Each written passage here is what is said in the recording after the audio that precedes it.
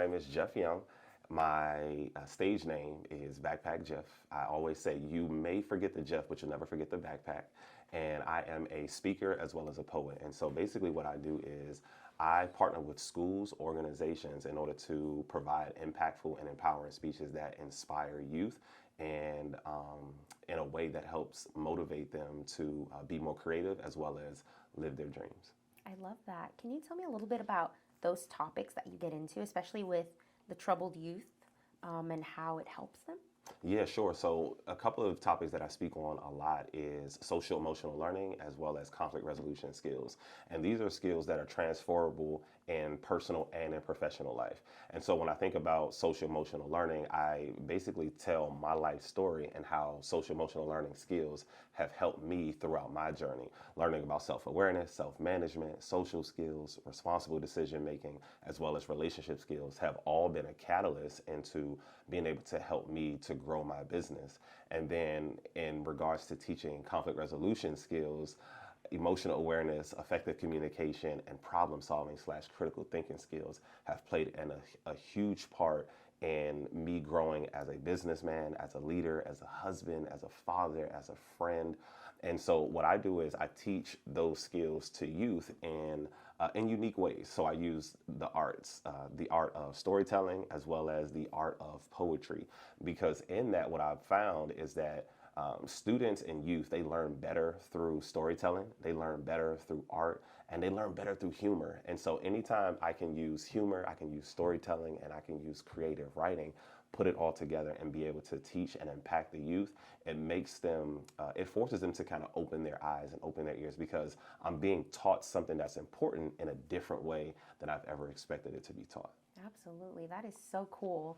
Tell me a little bit about your journey. Like, how did you get to this point? Were you always into creative writing and being a public speaker?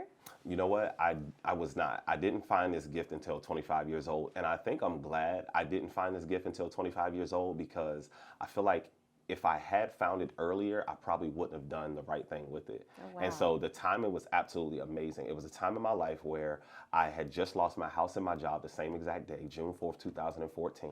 I then got into the insurance business, and in the insurance business, you work on flat commission. And so during that time, I had to stay motivated, I had to stay inspired. And so what I would do to stay motivated and inspired was I would listen to speakers. I would listen to Dr. Eric Thomas, I would listen to Les Brown, Zig Ziglar, Jim Rohn, Tony Robbins, Gary Vee, Bob Proctor. I'm listening to all of these guys, and I'm just listening to them pour into me, pour into me, pour into me, because you've got to get in insurance. We work on law of averages, law of large numbers, and you get 80 no's before you get that one yes, you know. And so the statistics show that usually going to get about 90 no's and only about 10 yeses out of 100. And so during that time, you have to stay motivated. You have to stay inspired. And so in order to stay motivated and inspired, I'm listening to these stories, and then all of a sudden it dawns on me, hey, I've got a story just like that. I wonder if I can tell my story. And then I hear how much these guys are making per hour to speak. And I'm like, I know I can do this. And so my very first speaking engagement, I jump off the ledge. I say, you know what? I'm going to rent out a theater. I was making really good money in the insurance business. I rented out a theater, an 800-seat theater. I say to myself, I'm going to sell tickets. I'm going to sell tickets. I'm going to sell tickets. Only 30 people showed up in a room full of 800. Hey, that's something. 30 people, something. 15 of them were given away because they were church choir members and they were supposed to open up for me. And I don't know if you've been inside of an 800-seat theater with only 30 people and they're all spread out all over the place. Oh, man. So it looks like no one is there. And I didn't even believe I had 30 people that was in the audience because it looked like there was so few people. Oh, wow. And so I still have that speech on YouTube. I remember being up there speaking on the stage. And even though I was disappointed at the turnout, it still felt like I was home. And so I told myself I was going to do it again. And I was going to continue to do it. And so I continued to do it. And then a mentor of mine, he's not a mentor that I can call directly, but he's one that that mentors me from a distance. He said that in order to get paid speaking, you have to do it for free for 3 years. For free for 3 years. And so I did it for free for 3 years. I taught my 6 keys to success at a GED program for 3 years. And I taught that, and I helped GED students to pass their GED tests through confidence building, and through goal setting, essentially. And so that's kind of like what my journey has been. And so after about 6 years or so of doing it and getting paid very little. The last 2 to 3 years have been really, really good for me because I've started to learn the business of speaking and not just the speaking part. And same way with my poetry. I've learned the business of poetry and not just the poetry part. So I fell in love with the art. Now I'm falling in love with the business part too. That is amazing. I love that you were like helping these kids with their GED and motivating them. That's so awesome. Yeah, I'm saying that because I got my GED, so Congratulations. appreciate you for doing that. Thank you. Absolutely. And how are you marketing yourself? How are you getting the word out there about what you do? Are you big on social media? Are you going out in public and just like handing out cards, or what are you doing? Yeah, so social media is definitely a tool because it helps us to reach a broader audience. But for me, it's not the only tool. I use a couple of different strategies that I teach in my coaching program. I believe that all of the events that you want to be booked for are already out there. Your name just isn't on the flyer yet. So I use Eventbrite, I use Google, I use Meetup, and I use Facebook events in order to find the events that I desire to get in front of. And so for me, it's not about getting paid right away. I think the upfront money is not the money that I'm looking for. I'm always looking for the on the back end money. And so here's what I do. So I go on Eventbrite, I find an event, I send them a message that just says, hey, my name is Backpack Jeff. I'm a poet or a speaker in the area who is building a name for themselves. I would love to add value to your event with some inspiration or an inspirational poem. Here's a link, and I would like to donate my time doing this. And here's a link to some of the video that I've done before in the past. Now, the first link would be a YouTube video to basically a testimonial, a 1-minute testimonial of people saying how great Backpack Jeff is. Now, after someone watches that, chances are they're going to say, okay, well, now I have to see this for myself. I have to see a poem. I have to see a speech.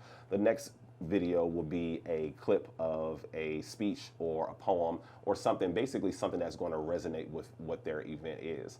And after that, they would usually call me back and say, or they would email me back and say, hey, we would love for you to come. What I've learned is that people who go to events also throw events. And so if you want to get in front of people who throw events, the best way to do it, like Gary Vee says, is to steal attention. So you need to go there. You need to do an amazing job. Once you do an amazing job, people in the audience are going to go, hey, I've got an event coming up on such and such a day. Can you come to mine too? The best part is that they don't know that you're there for free. They don't know that you're there for free. They think that the person who's throwing this event hired you to do this event, because that person isn't going to say, hey, coming up next to the stage, I've got this free poet who chose to donate his time. He doesn't want to get paid for it. His name is Backpack Jeff. They're not going to do that. No. They're just going to say, here's Backpack Jeff. You're going to do a great job. They're going to say, I want you to come to my event. This is how you go. This is how you get new people. And then now what I've noticed is that because I've done such a great job that time, if it's an annual event, they have that event every single year. Now they message me and they say, hey, can you come back? We'll pay you this time. Hey, can you come back? We'll pay you this time. And I have about 10 to 15 annual events that I've gotten this way that actually pay me now because I reached out to them. And so that's pretty much that's how I do all of my marketing, all of my networking. Yeah, 100%. If there's ever an opportunity, I make sure that I go into it looking for another opportunity. My saying is there's always more opportunities within every opportunity. You just got to find the opportunity within the opportunity. That is awesome. I love that. You made it sound so easy, but clearly I know how things work sometimes and it's not, and you kind of got to like get some doors closed on you, but you made it sound like so like, you know what?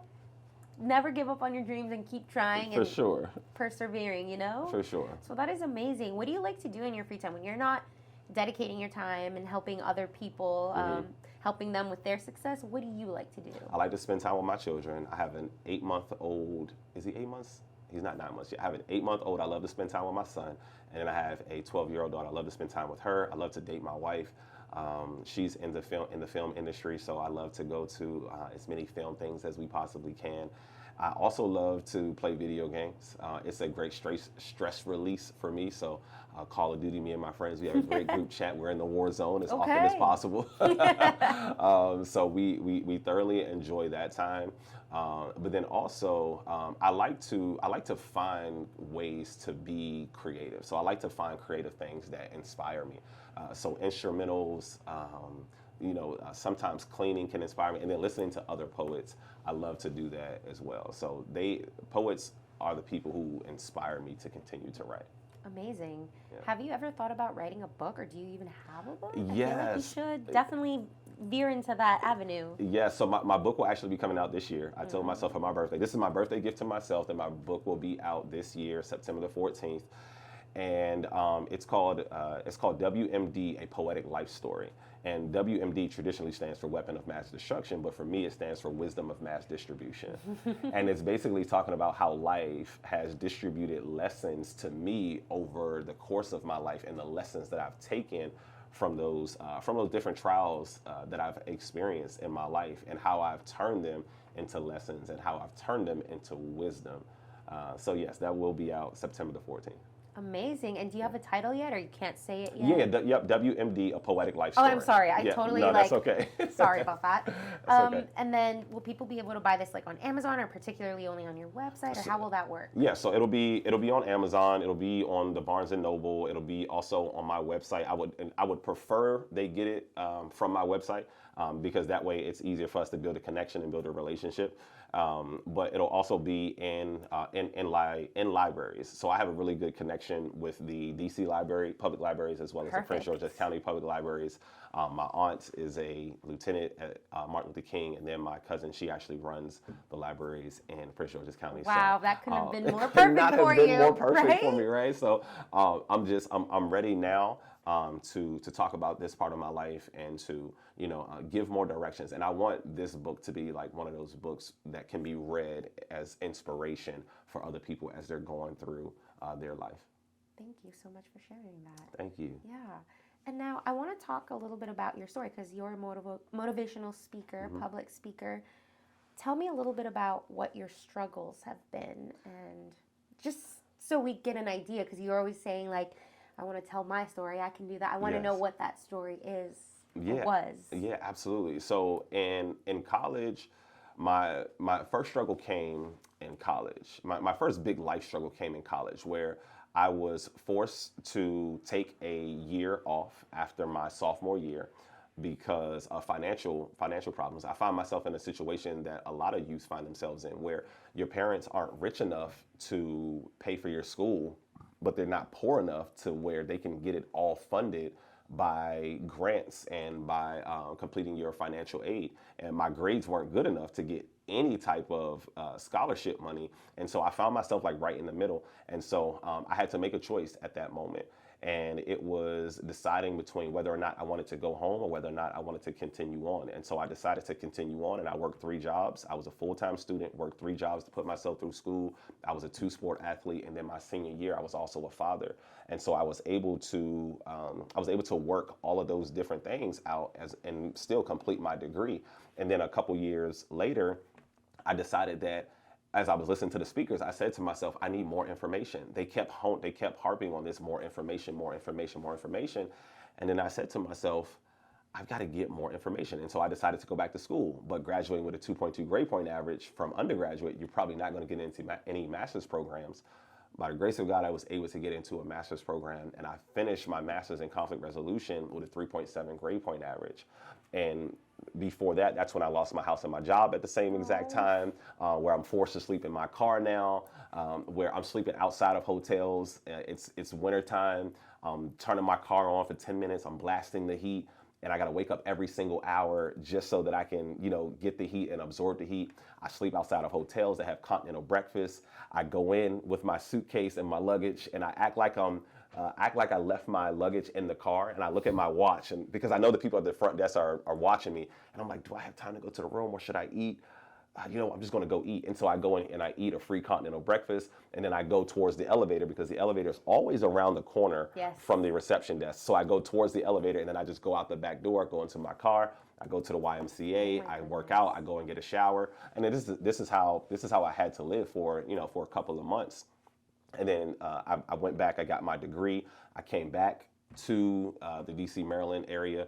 Things were going extremely well. Then I ended up getting fired from my job.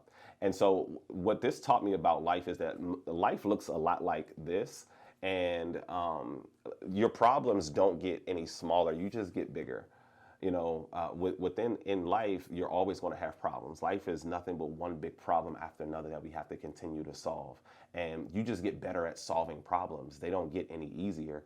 And so just a lot of those different trials and tribulations. And now, I'm finding myself on the other end to where a lot of things that once were seen as problems, they're no longer seen as problems because I've built up enough knowledge and tolerance and information to where now I can handle things a lot easier. Wow, holy moly. You never really know somebody's story until you ask, right? That's 100%. crazy. Well, I'm so glad that you took all of that experience and those hard times that you went through and decided to, share that with people and help motivate them.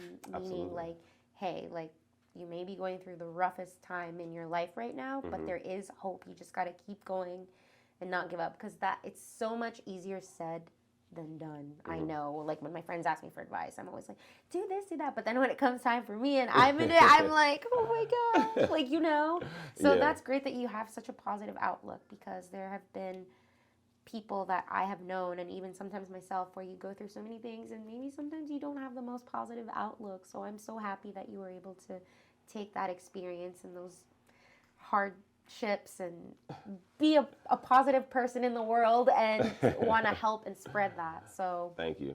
It happened because I got into reading when I got into the insurance business, and I started reading all of these different books, and I started listening to these guys and these women's stories, and I started to see that a lot of their stories they're very similar in the sense of they all started from somewhere, dealt with extreme trials and tribulations, got a little bit of success, and then dealt with extreme trials and tribulations again.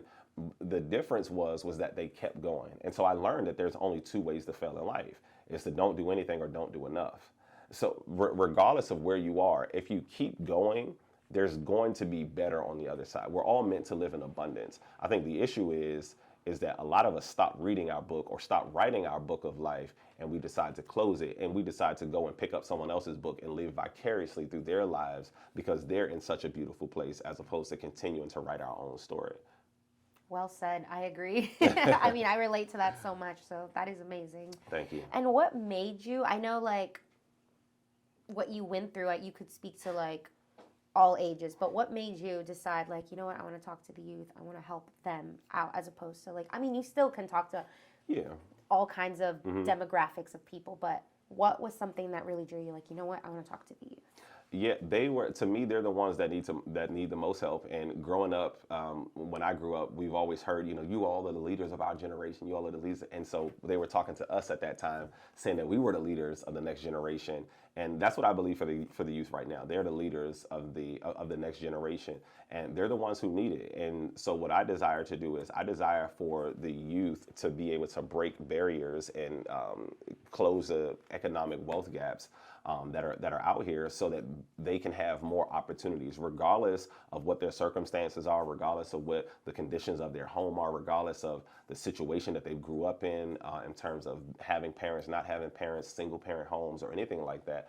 I want to give them the information and the resources that they need in order to live their life abundantly and live the life that they design for themselves. Because there's no life or lifestyle that's unattainable. And I truly believe that. And if you have the right information, you have the right resources in order to make that happen, you can 100% make that happen. And so my goal is to convince the youth that they deserve what they deserve. Absolutely. Love that. And do you have any upcoming events where people can catch you at that you want to talk about or share? Yeah, so every first Saturday at my office in Lanham, Maryland, I have it's called the Winner Circle, where winners write history, losers become a part of the story. Love that. where we write our own history, as opposed to allowing someone else to write us into their story, because I guarantee they're not going to write the ending to our lives the way we would want them to be written. And so we meet every first Saturday from 2 p.m. to 12 p.m. at my office in Lanham, and it's free. It's just it's a time for like-minded people to get together, for entrepreneurs to get together, to learn from each other and to grow with each other. My goal is for this meetup to be action-oriented. I think there's a lot of social meetups for entrepreneurs, but I want this to be action-oriented. I want this to be goal-driven. I want you to leave knowing what your next step is after you leave this event. So that's my event that I do every single month. And then every first Saturday and then every third Saturday, what I do is I do some sort of entrepreneur training. So this third Saturday, I'm doing a social media masterclass and talking about how we can use AI in order to make social media easier for us. Absolutely. I love that so much. You're so busy. You're just like giving, giving, giving. Yes. What do you do to unwind? Like, you've got to have boundaries sometimes Yes. because it seems like you're always giving. What do you do to hmm help you center yourself again and just take time for yourself? Yeah, so I practice the piano. I love practicing the piano. I think that is something that calms me. I love just being alone, and I love thinking, and I love imagining. I feel like I exist in today, but in my mind, I'm always thinking about what my future life. Like I live in my future, but I exist in today. And so it helps me to imagine. I love to relax. My wife has really taught me how to relax, the importance of relaxing. So every month I get one day where I can do absolutely nothing. Like I don't have to do anything. I Good. can literally sleep in the bed all day. I don't have to take care of the kid. I don't have to take care of the dog. I don't have to do anything. That one day is for me to do whatever it is that I want. And so I get that day every month. And then every 13th week, I also take some time to vacation to make sure that during this time, I've worked my butt off from week 1 through week 12. And then in that 13th week, I basically just take that time to relax for myself. I love how structured you are. Like on the 13th week, the first Saturday of this month. Yeah, I yeah. love that. So I read this book, The 12-Week Year. I would certainly recommend it. It's by James Clear to anybody, the 12-week year. And basically he talked about instead of planning out your life in 12 months, plan out your life in 12 weeks. And so get a lot done during the 12 weeks, make smaller goals that ultimately lead to your bigger goals, accomplish them in a 12-week time span, rest for a week and plan for the next 12 weeks. And he said that same feeling that you get at the end of the year where you're like, man, I can't wait until next year comes. I can't wait till next year comes. He said, imagine having that 4 times a year, how motivated you would be to get things done. And I said, well, now that's a great feeling. I'm gonna try that. And so this is my first. This second quarter is my first time actually doing it. And so now I'm like, okay, this has been working for me like crazy because my goal in these 12 weeks was I want to have all of my curriculums done. I get all my curriculums done in these 12 weeks. I get the rest of my 13th week. I get to do nothing. Perfect. And I get to plan for my next 12 weeks and what that looks like. You. Good for you.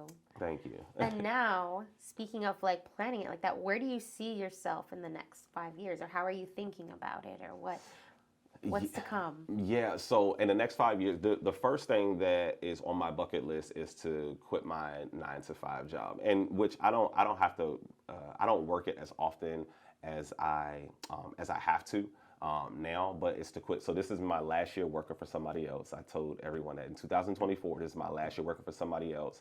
So that's my first thing on my bucket list. And then the next thing on my bucket list is going to be having my curriculums in at least 5 school districts in the Maryland area. That's teaching social emotional learning, that's teaching conflict resolution, that's teaching how to create a winning culture, and that's teaching leadership skills to the youth. I want to be in 5 school districts with these curriculums, whether that's going to be me teaching them or whether that's going to be me providing the curriculum for them to teach them. And in it, we also have a component of financial literacy as well as academia because that's something that needs to be in every curriculum. So those are the 2 big goals that I have over the next 5 years. I want to see myself as a millionaire in the next 5 years. Let's manifest it for you. Yes, absolutely. Manifesting in the next 5 years. I want to see myself as a millionaire. In the next 5 years, I want to retire my wife. I told her she has until 35. After 35, you're only working because you want to work, not because you have to work.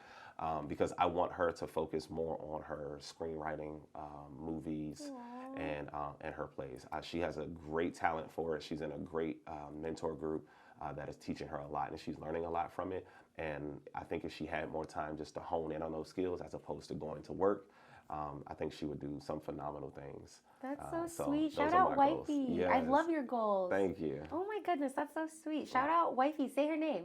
Ambria Young, I love you. Perfect.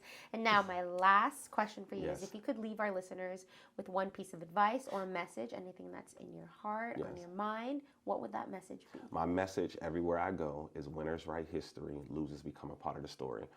please don't allow someone to write you into their story. They're not going to write your life the way that you would like it to be written. Now, everyone's success doesn't look the same, so you don't have to be a professional speaker. You don't have to be an entrepreneur, but make sure that whatever you're doing is something that you desire to do and something that makes you happy. That's what success is. You doing what it is that you love to do, regardless of how much it pays, regardless of what anyone says about it. For me, that's the true definition of success. Success for me is measured in the number of people you bless, not what you're able to obtain. So bless as many people as you possibly can, because karma, good karma, always comes back around, and you will always, always, always be rewarded in public for the things that you practice in private. Man, that's some powerful stuff there. Thank you Thank so you. much. I So much appreciate to that. think about. Well, thank you so much for being on the show Of and sharing course. your wisdom and your story with us. Thank you so much for having me. I appreciate you all.